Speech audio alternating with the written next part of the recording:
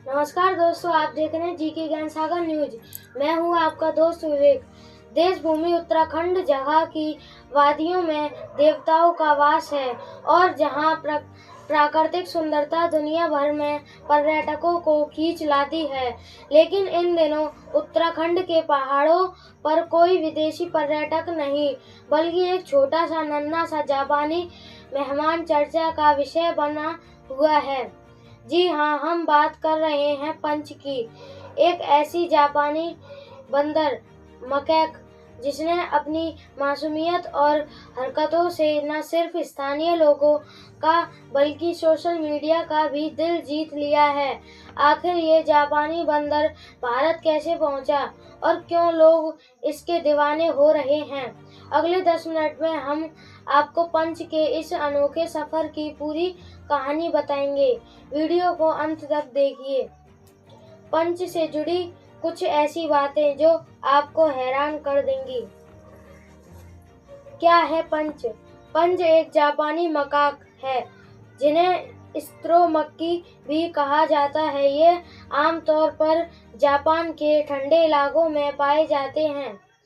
उत्तराखंड में चर्चा उत्तराखंड के प्रसिद्ध पर्वत और जंगलों के बीच जहां भारतीय बंदरों का राज होता है, वहां इस गुलाबी चेहरे वाले छोटे से बंदर का दिखना किसी अजूबे से कम नहीं है। नाम का रहस्य।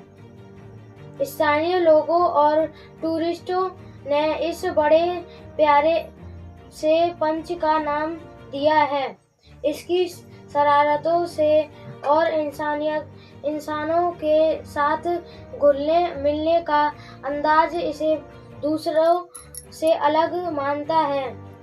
अब आप सोच रहे होंगे कि जापानी बंदर भारत में क्या कर रहा है। चलिए थोड़ा ज्ञान सागर में गोता लगाएं।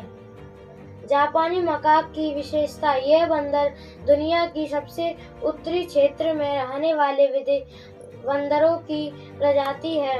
ये 15 डिग्री सेल्सियस तक ठंड झेल सकते हैं। भारत कैसे आया? यहाँ संभावना बताएं। शायद किसी रिसर्च प्रोजेक्ट का हिस्सा या किसी निजी चिड़ियाघर से निकाला हुआ, यहाँ फिर माइग्रेशन का कोई दुर्बल मामला। फर्क क्या है? हमने यहाँ के लाल और भूरे बंदरों की तुलना में इनका चेहरा गुलाबी होता है और इनके शरीर पर बहुत घने बाल होते हैं जो इन्हें बर्फीली वादियों का राजा बनाते हैं।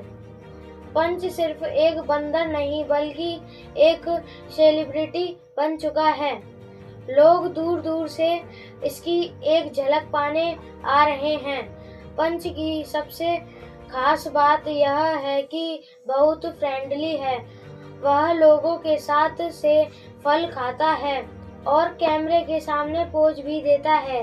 लेकिन प्रशासन और वन विभाग ने चेतावनी भी दी है कि वन जीवों के साथ ज्यादा छेड़छाड़ न करें, भले ही वो कितना भी प्यार क्यों न करे।